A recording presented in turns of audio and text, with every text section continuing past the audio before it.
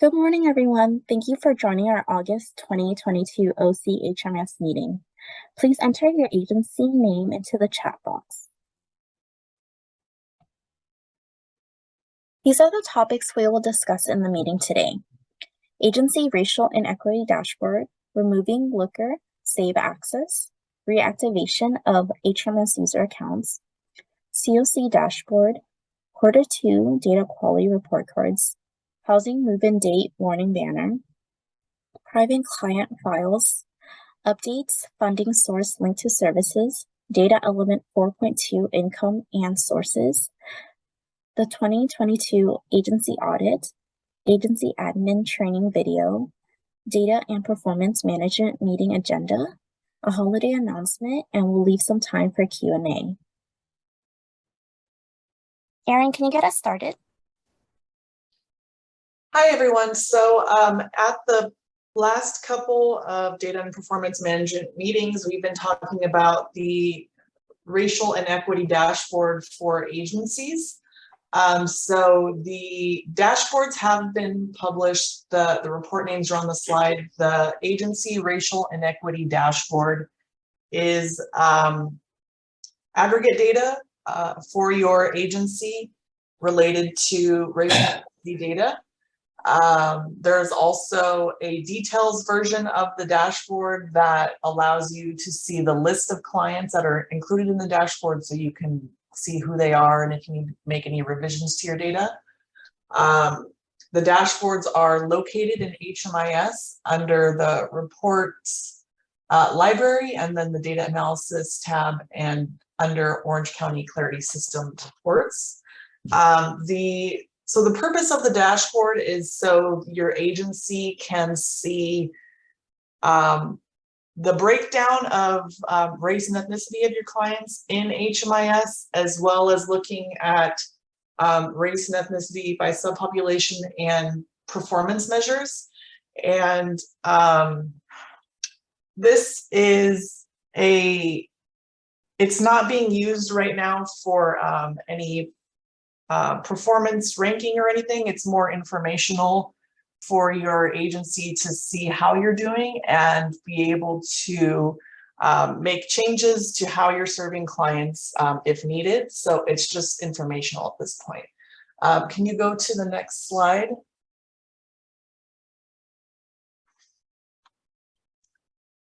So like I mentioned, the dashboard is broken into 3 sections. The first is looking at the active clients at your agency.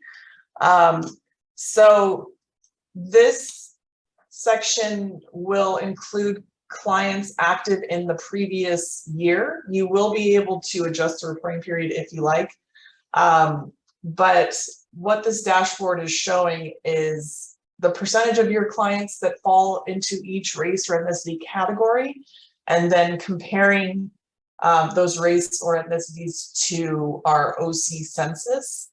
And the reason for this is if clients of different races and ethnicities are experiencing homelessness at the same rate, then the percentage of clients active in your agency should be similar to what the OC census is. So if a race or ethnicity is underrepresented at your agency, that means that population is underrepresented or lower than the OC census. And if the percentage of clients is higher than what's on the OC census, then your clients are overrepresented at your agency. The next slide, please.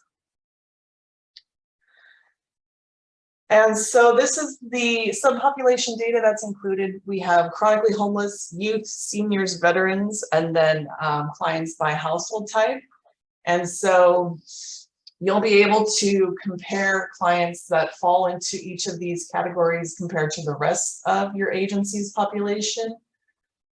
So for example, you can see white clients have a higher representation in the chronically homeless population as compared to the not chronically homeless population. You can see that Hispanic clients have a higher representation in the youth population versus the not youth population. So you'll be able to compare this data for your agency and see what your population looks like as well. I see a question about youth. What age range is considered as a youth, and is this counting youth in family households? So for this dashboard, it's including households where all clients are under the age of 25 for youth. And then for seniors, it's looking at clients that are 62 years old or older. All right, next slide, please. And then the last section of this dashboard is looking at performance measures that the group felt were important to look at by race and ethnicity to make sure that clients are experiencing equity across the agency as a whole, and this will give them an opportunity to review performance by race and ethnicity and make sure that that's happening. So the measures that we included were CES referrals that were denied by the housing provider, the number of days between CES match and acceptance, successful referrals from coordinated entry, days to permanent housing placement, stabilization in permanent housing for permanent supportive housing and other permanent housing projects, as well as exits from the agency. Keep in mind that the three charts related to coordinated entry will only have data if you have projects that are participating in coordinated entry as housing providers. So if you don't, those charts will be blank for you. The days to permanent housing placement will only have data if your projects, if you have permanent housing projects. The stabilization in permanent housing will only have data if you have permanent supportive housing or other permanent housing projects. And then the exits from agency is for all project types. And so you'll be able to use this report for your agency, and you'll be able to see, for example, that Native Hawaiian or other Pacific Islander clients have a lower percentage of successful referrals from CES, and they are also taking longer to be placed in permanent housing. So you'll be able to kind of review your data and make that kind of analysis at your agency. You'll also be able to look at, for example, the exits from agency dashboard and see that Asian clients are more likely to exit to permanent housing situations. Hispanic clients are more likely to exit to temporary situations. White clients are more likely to exit to institutional settings. And obviously, the data for your agency will be different. So you'll be able to make those kinds of assessments for yourself. And so this dashboard is available now in HMIS, and you can run it for whatever reporting period. And if you have any questions about the dashboard, please submit a ticket to the HMIS help desk. We're also working on a COC level dashboard that we will be posting on our website. So that will be discussed at a future data meeting. And that's it for me. Thank you, Erin. Removing Looker Save Access. Users with access to Save Looks and Clarity can edit any reports created by 210C, and those changes will be applied to all agencies. Because of this, the ability to save looks and clarity is being removed to prevent any errors with report functionality. Users with CES Agency Admin Matchmaker access will still have access to save looks. If you have any questions regarding looks or need help creating a look, please feel free to submit a help desk ticket and the HMS team will provide support.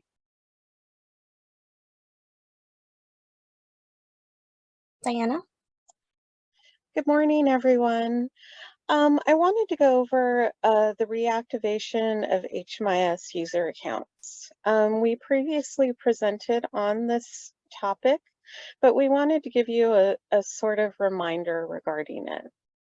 Per the OC-HMIS policies and procedures, any account that has been inactive in HMIS for over 60 days will be automatically set to inactive. Clarity will notify you via email 2 calendar days before the 60th day to log into the account to activate it again. If any users allows their account to lapse, they will need to retake HMIS Part 1 and Part 2 again. And it looks like we have a question. Activity can be simply logging in. That is correct. As long as you log into HMIS, it will sort of reset that counter regarding the 60 days. So say, for example, you're going on vacation or something like that, you can just log into HMIS really quickly, and that will reset the counter so that your account won't be inactive when you're out. Okay, next slide, please. So when you've let your account lapse and you can no longer log into HMIS because it's been over 60 days, your agency administrator will need to submit a help desk ticket to us to reset the training courses so that the user can take the training courses again. For any account, including new users or reactivation, it's a good practice to ask the users to provide a screenshot of the certification that the training courses are completed for the activation. And as you can see on the right-hand side of this slide, this is a screenshot of HMS Part 1 being completed for this user. Okay, next slide, please. The COC dashboard is now available on the OC-HMIS website.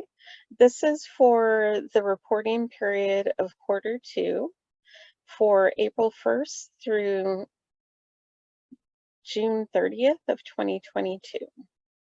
The dashboard contains information on clients who were active in any project type in HMIS or were contacted 211 OC for information and referral during the reporting period. Thank you, Diana. Linda, could you please share?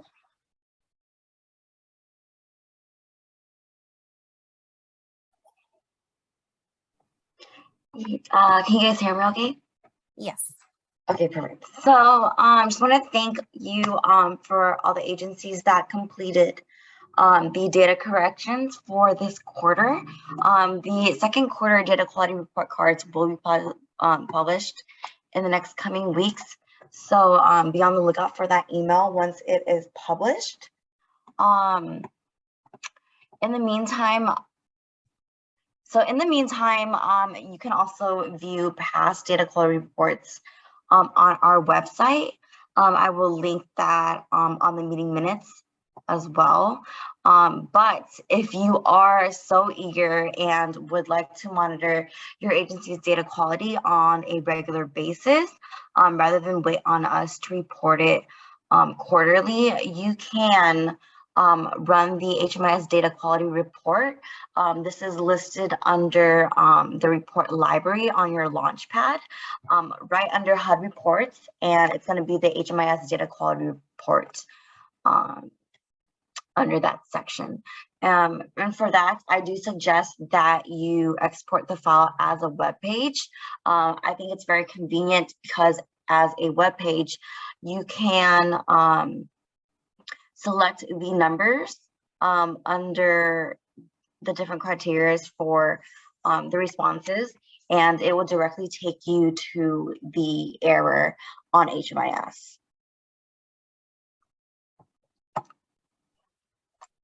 And that is it for data quality report cards. For the housing move-in banner, so before this update, the system displayed a warning banner when any household member housing moving date was not on or in between the project start date and the project exit date. But to better align with HUD logic, the system now is only displaying the banner when the head of household's housing move-in project date is not on or between the project start date and the exit date, as this data standard is required to be collected for the head of household only. So anything that's before or after anything that is before the project start date or after the exit date will be flagged with this banner. And that is it for the housing move-in date banner. Thank you, Linda. You're welcome. Andrew, could you share? Yeah, hey everyone. I just want to give a friendly reminder that for CES files such as homelessness verification and disability verification, the file should be uploaded to a HMIS profile as public. So make sure that when you're uploading that documentation that you do not toggle the private toggle. And if you are working with a client who has private files, what you want to do is receive verbal or written consent to re-upload the file as public, and then upload an additional release of information. Then let the HMIS help desk know, and we can assist in re-uploading the verification form to be public. And the reason why is so that CES leads can review the documentation and verify a participant's eligibility for housing opportunities. So just please submit a ticket if you notice that any of your clients have private ones uploaded. Thank you. And then Andrew, could you share about the updated funding source? Yeah, and there has been a small update to HMIS for funding sources. The only funding source that will show up under the dropdown when you're assigning a service will be ones that are actively assigned to a program. Now, this shouldn't affect most of you, but if you do notice that you're inputting a service and the usual funding source that you select does not show up in the dropdown, please submit a ticket to the HMIS help desk and we can configure the funding source so that it shows up when you're assigning services. Thank you, Andrew. Armando, could you please share about the data element 4.2? Hi, good morning, everybody. We wanted to provide a overview on the income and sources data element, and also provide some clarification on a few of the different data entry options. This data element, it's collected to determine whether households are accessing all income sources for which they are eligible, and also to allow for the analyzing of any changes to income between project start and project exit. The applicability for this project type is for all programs. It's data that is collected about head of households and all adults. The collection point is the project start, the project exit, and anytime income or source changes, such as if a minor enters or is leaving the household. The screens applicable in HMIS are the enrollment screen, the annual assessment screen, and the exit screen. There's always a few common errors that take place around the confusion between Social Security income, supplemental security income, Social Security disability insurance, or the retirement option from Social Security. So as on the screen, you can see that for supplemental security income, it applies for income that is disability benefits, which are only available to low-income households who have either never worked or who haven't earned enough work credits to qualify for SSDI. And then SSDI should be entered when it's available to workers who have worked and accumulated a sufficient number of work credits, but they are unable to work due to a medical condition. And then the retirement income from Social Security option should be selected if it's for clients when it's available to workers, employers, and to self-employed who pay for benefits with their Social Security taxes from their working income.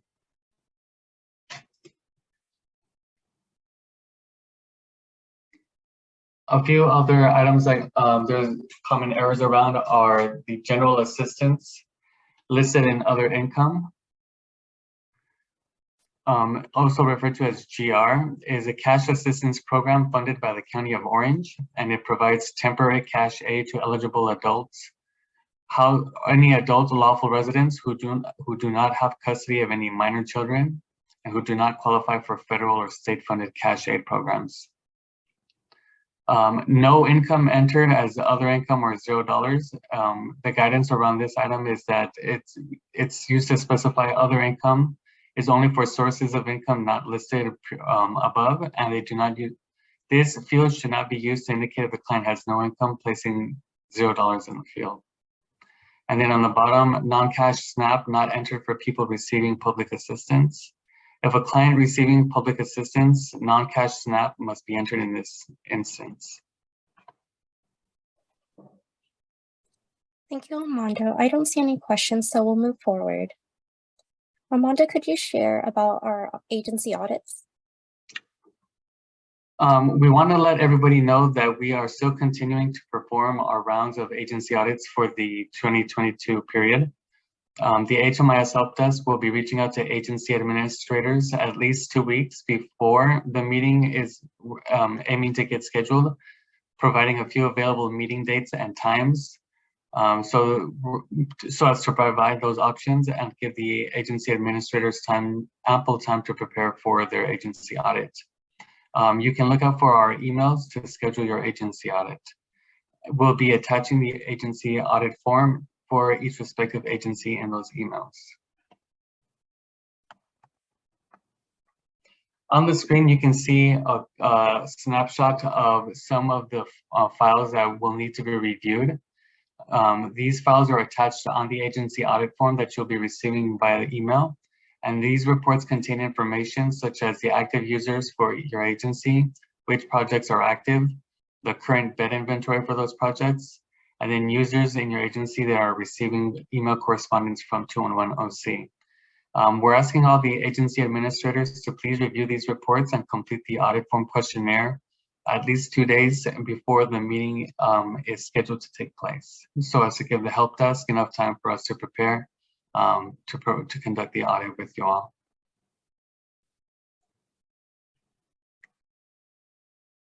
And then last note about the agency audits, the following forms must be dated in 2022 and signed by leadership at each agency. The two forms are the participating agency agreement and then also the interagency data sharing agreement. Both of these files are linked in the body of the email that you'll be receiving. And then on the actual agency audit form is where you'll be able to upload each of those respective documents after they've been signed.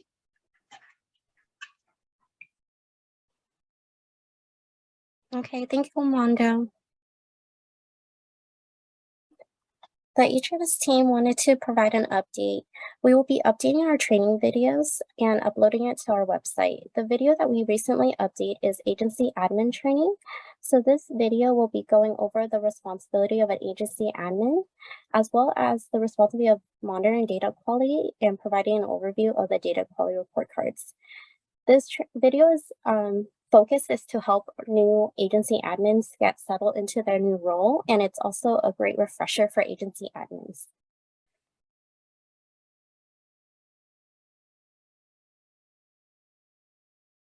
And then Jonathan? Hello. So for the Data and Performance Management Committee meeting, it is canceled for this month.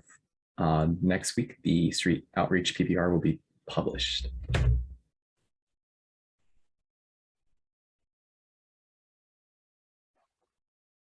And then I just want to pause. We do have a question. Is the agency admin training uploaded on the website? Yes, it is available on the website, and we will also put a link in our meeting minutes that will be included in our recap newsletter.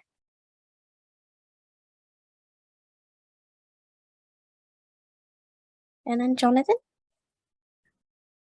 The HMIS help desk will be closed Monday, September 5th for Labor Day. We will be back in the office the next day on Tuesday. Okay, thank you, Jonathan.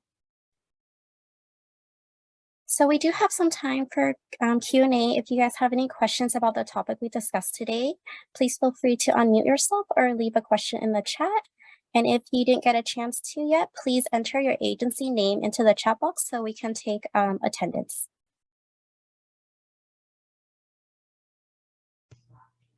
Hi, this is Adriana from Wise Place. Hello. I was wondering if we can go back a few slides. I think it was Armando who was covering the data entry. I wanted to revisit the common income errors. If we can go back to that slide where we were talking about, I think it was SNAP or public assistance that was non-cash. We will also have this information in a knowledge base article that we will link in our meeting minutes, so your team can review some of the topics of the common errors, and there's also a video of us walking through and giving guidance on that.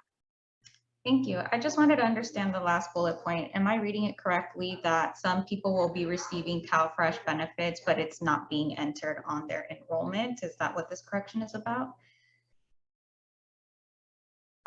Yes, so yeah, we have seen that not all non-cash benefits have been entered for some clients.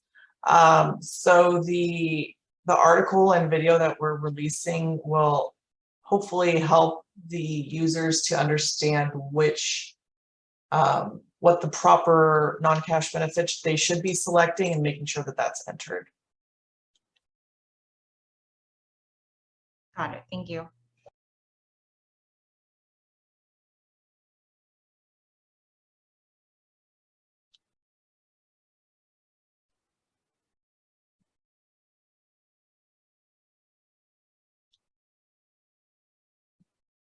So we have a question about the inactive for 60-day process. Will it start this month?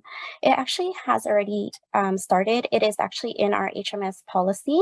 So we will link the policy for your review. Any user that isn't logged in and using HMIS within 60 days, they will get their account will be inactive. As Diana mentioned, there will be a two-day prior to their account being inactive, they will get a warning email. I have a question about the Looker, the not being able to save Looker. So any reports that we would need, we're going to have to ask you guys to set them up for us, or is that what I'm hearing? Yes, so if you need any assistance with any looks, please submit a help desk ticket and the HMS team will assist you and your team. Okay, yeah, it's not so much that we need assistance, it's just that like they're really tedious to make.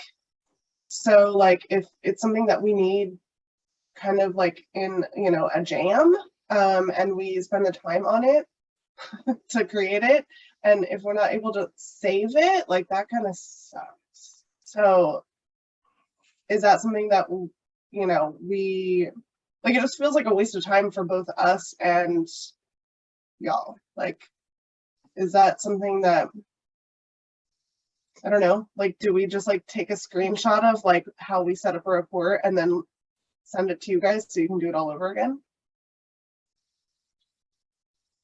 So the reason that we made the change is because we found out that users with access to save looks, it's not just looks that you create.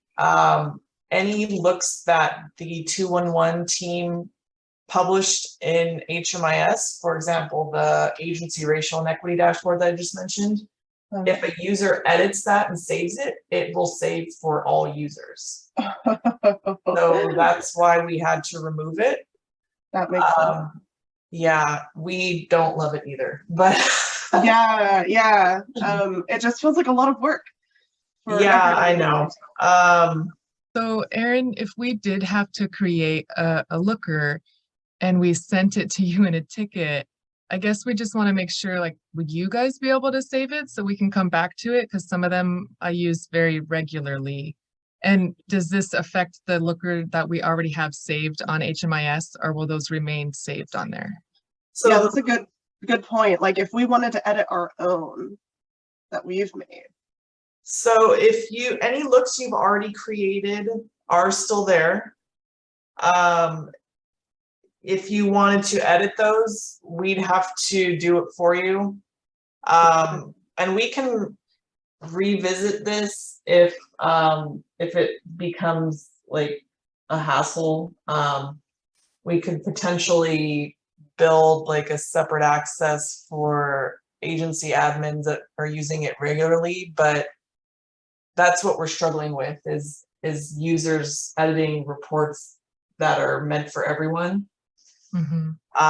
So for now, I would say if you take a screenshot of the filters and the fields and put that in a ticket for us, and then we can build it and save it under your agency, and we can try that for now, and then we can reassess if needed. Okay. Yeah, Caitlin, it should be fine that Thank you. The ones that we have are still there. All right, thank you guys. Yeah, sorry about that.